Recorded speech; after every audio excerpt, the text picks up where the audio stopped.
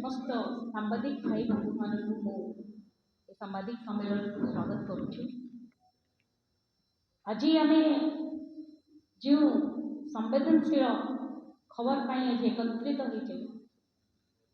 अत्यंत गोटे निंदनीय खबर। कंसिस्टेंटली आपण मैंने जब देखिए सारा ओडिशा रे जमी तथ्य रखुले श्री अनंत सेठी और मोर भाई मनोज को कंसिस्टेंटली आपण डेली पेपर खोलिले गोटे दुस्संवाद देखिए जहाँकि महिला मान विरुद्ध रे छुआ मान विरुद्ध रे विभिन्न प्रकार इश्यूज को लेकिन आपण मैंने सब दिन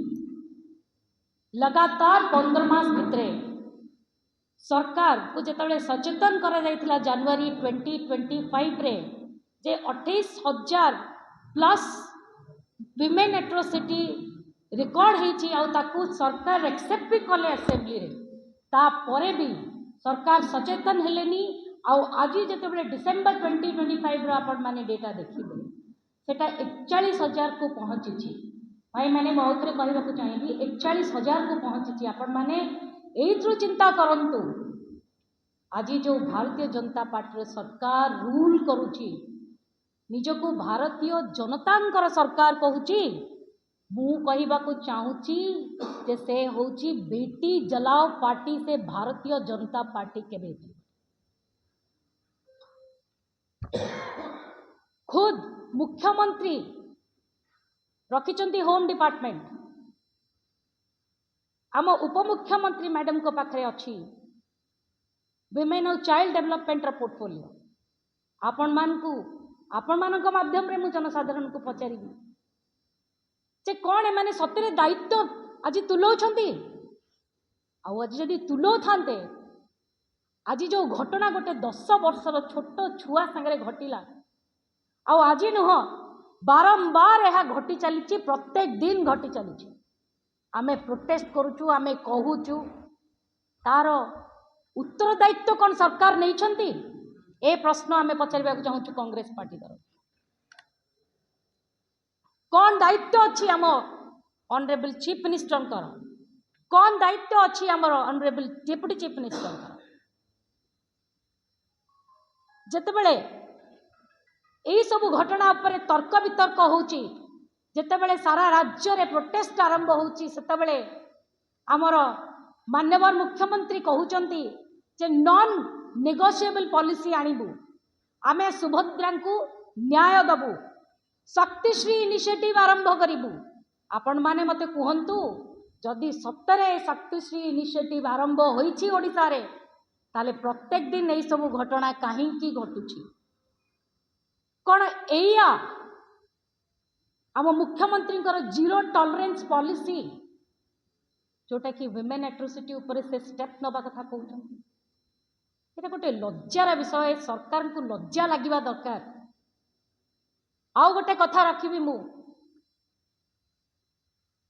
भारतीय जनता पार्टी रो सभापति श्री मनमोहन सामल जी कि खुद से चांदबाली जगारू नेतृत्व नहीं लास्ट थर भी लड़ी मोर प्रश्न जदि आपण जगारू भी एमती किसी घटना घटी जाउछि ताले आपण की प्रकार आश्वासन देबे पूरा ओडिशा को ओडिशार जनसाधारण तेणु नैतिक दृष्टि आपण दायित्व कौन हवा उचित आमे भावुचु आपण माने से योग्यता रखु नाहंती से पोस्ट रे रहिबा तेणु आपण माने जदि एई भली भाव रे कार्यक्रम करि चलिबे ताले आमे आपण को सूची देबा को चाहूचु कांग्रेस दल चुप बसिनी लगातार आमे विमेन एट्रोसिटी उपरे आमे प्रश्न उठैचु प्रोटेस्ट करिचु रास्ता को ओल्हेचु। आज जदि आपण देखिबे भद्रक भुवनेश्वर एवं बालेश्वर एमती किछि अंचल सबुठारु प्रोन एरिया रे परिणत होती जो महिला मान एट्रोसिटीज को नहीं तेणु आपण मानकु आमे आपण मान जरिया सूचय देवा चाहूँ जदि सरकार सचेतन हम ना ताले आमे राजरास्ता को ओल्हेबू एवं विक्टिम को केमती सब प्रकार सुविधा मिलिबो तापे आमे निश्चिंत आसबू आगु। मोर आउ गोटे कथा मु कहबी जे सरकार गोटे नियंत्रण आरंतु फर्स्ट ट्रैक जस्टिस कथा कहउचंती हेले फर्स्ट ट्रैक जस्टिस रे किछि एनेबलमेंट करू नाहंती सब। आउ गोटे कथा कहबी जे जेतेबेले देखिबे छोट छोट पिलांक ऊपर जेतेबेले ए सब जिंस होउची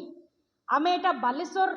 आईआईसी रे भी जाइकी प्रपोजल देइथिलु जे चाइल्ड सेफ्टी मेजर्स स्कूल्स रे एवं विभिन्न कम्युनिटीज रे आपण एप्लीकेबल करंतु ताकू भी आमे देखुछु कोठी ना कोठी होई पारुना। ता छड़ा स्पेशल मॉनिटरिंग सेल्स को क्रिएट करा जाऊ प्रत्येक जिले में या नियंत्रण करने पाई कि प्रमोटिंग सेल्स रखा जाऊ ताकू भी सरकार आखि को नेउ नाहंती।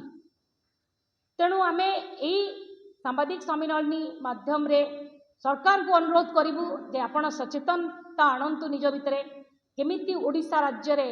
ए एट्रोसिटी को कमे हबो केमिति समस्ते सुरक्षा रे रही परिबे ता प्रति सचेतन हुंतु नले कांग्रेस तार निश्चित भाव में जवाब रखिबो।